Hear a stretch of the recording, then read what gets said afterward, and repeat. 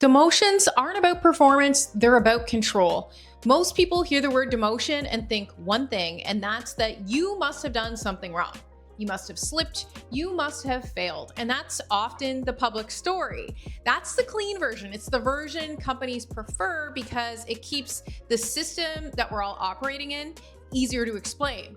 But that's not really how it works. A lot of demotions have really little to do with whether or not you were good at the job. They happen because the company has changed the category that you sit in. Not from valuable to useless, but from asset to risk. And that's the real move. You weren't likely pushed out because you stopped performing. You might have been pushed down because someone decided you had become harder to control, harder to trust, harder to place, or more expensive to protect than before. And if you've ever had a demotion or a role downgrade that made no sense on paper, can you tell me in the comments what explanation they gave you? I want to see how often the official story and the real story don't match. I'm guessing it's often. So let's break the illusion. In most workplaces, your role is not just a reward for performance. Your role is a decision about exposure. It's a decision about who gets access, who gets authority, who gets visibility, who gets budget, who gets influence.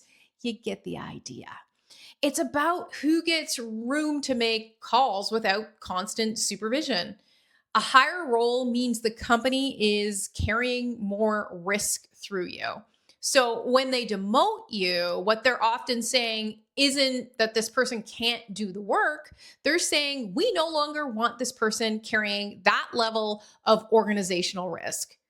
It sounds cold because it is. And once you see it, a lot of confusing workplace situations start making sense. That manager who hit the numbers but challenged leadership too directly. The senior employee who was competent but politically messy. The director who knew too much, said too much, or had too much independent credibility. The team who was strong with execution but weak at protecting the narrative of the company. The high performer who made other people nervous. Those people don't always get fired first. Sometimes they just get downgraded because firing creates noise, demotion creates obedience. Have you seen this happen at work? That's the trap. People think a demotion is feedback on quality. A lot of the time, it's feedback on safety. And safety inside an organization doesn't mean what people tend to think it means. It doesn't just mean legal safety. It doesn't just mean financial safety. It means social safety, narrative safety, political safety, managerial safety. It means you are predictable. It means you make things feel stable. Safety means your judgment aligns with the people above you, or at least does not threaten them. It means you are not creating problems that people have to manage. This is what a lot of us tend to miss. A company can tolerate mediocre performance for a pretty long time if the person is easy to place and manage in the system. What companies struggle to tolerate is uncertainty, especially uncertainty with authority attached to it. That's why some weak managers stay in power forever. They're legible. They're loyal to the existing structure. They do not create surprise. They do not build independent centers of gravity around themselves. And that matters more than people want to admit. Meanwhile, someone can be sharper, faster, more effective, and still get pushed down. Because the system is not only asking, can this person perform? It is asking, what happens if this person keeps this level? Who do they influence? Who do they expose? Who do they embarrass? What do they make harder to contain? And that's the real scorecard. A demotion is often the moment when leadership stops evaluating your output and starts evaluating your risk profile instead. And once that shift happens, the conversation changes. Notice how vague demotion language often is. They say things like, we're restructuring, we want a different leadership style, we need stronger alignment, this role requires a different approach, we're narrowing scope. What the heck does all of this actually mean? The language is not random. It's designed to avoid saying the real thing out loud, which is this: we no longer want you operating with this much discretion. We no longer want you representing this layer of the company. We no longer want to absorb the uncertainty that comes with giving you this level of power. So they changed the title, they changed the reporting line, and you're cut. The team mandate narrowed, strategic work is gone. It's just like those operational leftovers. On paper, it looks like a role calibration. In reality, it's containment. And this is why demotions feel so psychologically disorienting because the person being demoted usually argues from the perspective of performance. They think that this makes sense. I delivered, I fixed problems, I carried weak people, I did exactly what you asked. And they may be right. That is the painful part. They may be completely right on the facts and still lose on the decision because performance was never the full question. Performance got them into the room, risk reclassification, push them out of the chair. And that's where people get this wrong. They try to solve a demotion with proof, with evidence, with metrics, with more explanations, more reminders of past wins. But once the system has tagged you as a risk, proof does not repair the problem by itself. Because the problem isn't whether or not you can do the work. The problem is whether people above you feel comfortable with what happens if you keep doing it from that position. And that's a very different issue. And it shows up in a few common patterns. One is the trust demotion. This is when somebody remains technically strong, but leadership starts feeling they can't fully manage that person through normal channels. Maybe the person has become openly skeptical about a company decision. Maybe they bypassed a manager too many times. Maybe they built stronger lateral relationships than vertical loyalty. Maybe they don't hide their disagreement well. Maybe they made a senior person feel exposed in front of others. Nothing here necessarily means incompetence, but it increases perceived control risk. So the title drops, not because the person can't execute, but because they no longer fit comfortably inside this obedience structure. Another is the narrative demotion. This is when the company needs a story to hold, and your presence in the role makes that story harder to maintain. Maybe a new executive came in and needs their own people. Maybe a strategic failure happened and someone has to lose status without triggering a bigger conflict. Maybe the company wants to signal change without admitting to deeper problems. So someone gets demoted to create the appearance of correction.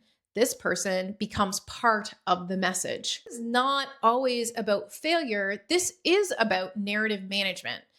Then there is the succession demotion. This one is brutal because it often happens to people who helped build the damn machine.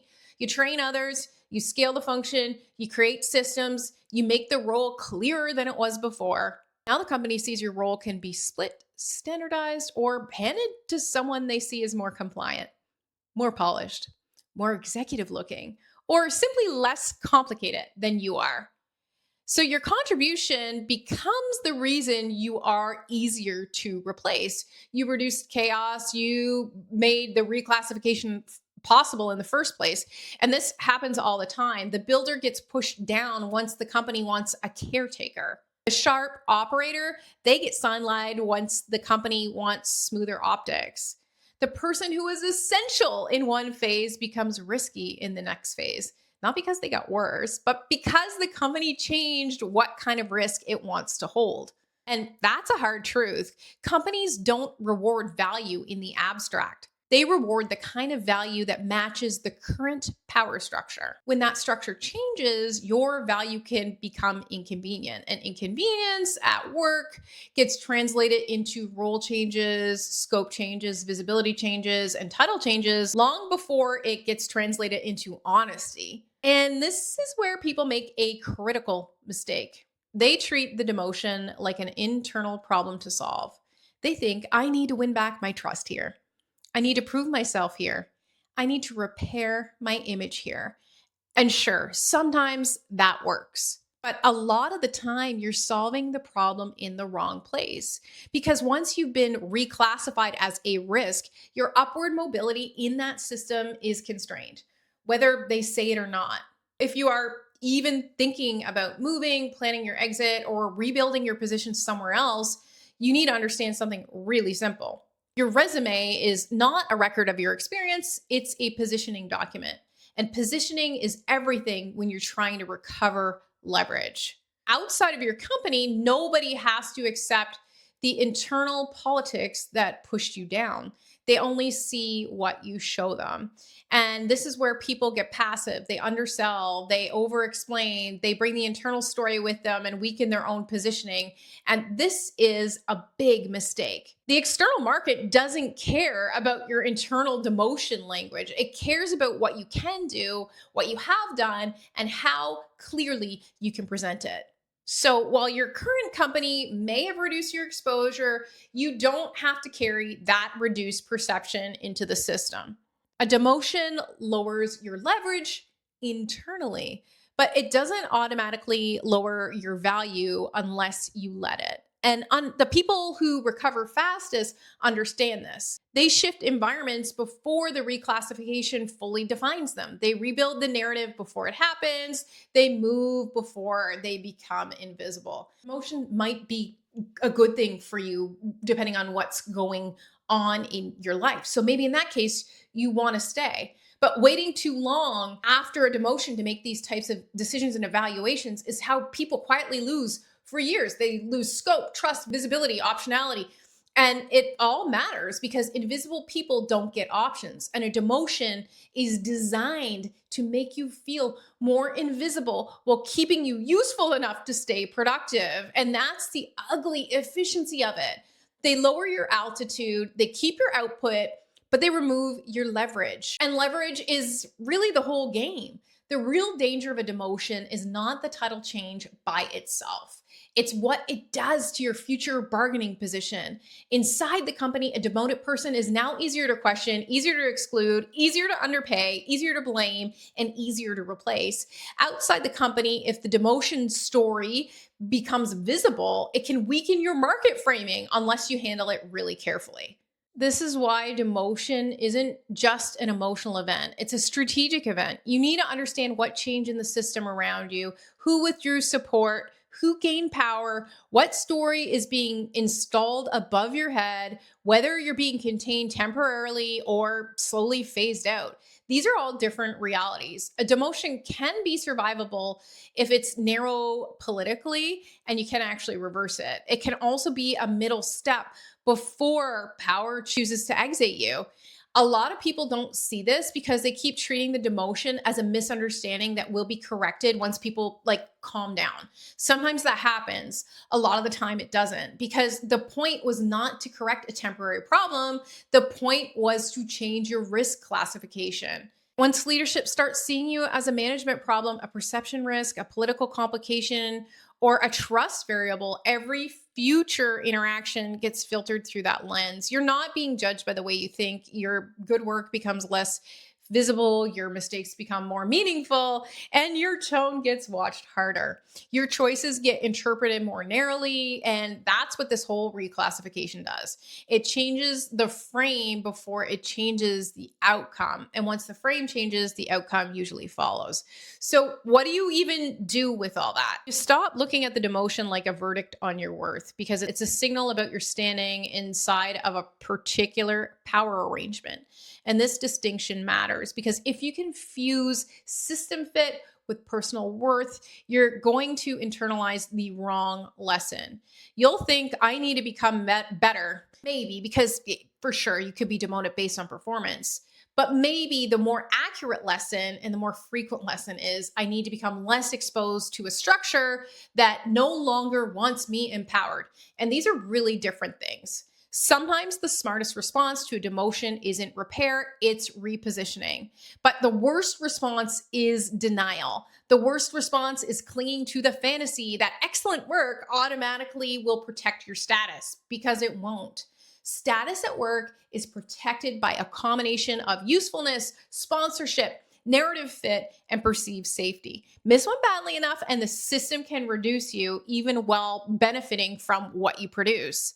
That's the cold logic behind a lot of demotions. The question isn't, did I deserve this? The question may matter to your conscience, but it won't decode the event. The better question is, why did I become harder for this system to comfortably hold me at that level? And that question is going to reveal much more. It'll show the politics, the incentives. It'll show you where trust broke. It'll show you whether the issue was power, optics, alignment, succession, personality, control, or pure expedience. Then you can make a decision from reality, not from your injury of this demotion. And that's the shift. A demotion feels personal because it happens to your title, your pay, your identity, your standing, but underneath, it's often just an institutional move. The company isn't saying you're worthless. The company is saying that your current form of value now comes with a cost it no longer wants to carry. That's not comforting, but it is clarifying, because once you understand that, you stop begging the system to see your effort. Look at me, I'm doing such a good job. You start studying the system that reclassified you. And once you see the classification, you can actually plan for the next move. And that's how work really works.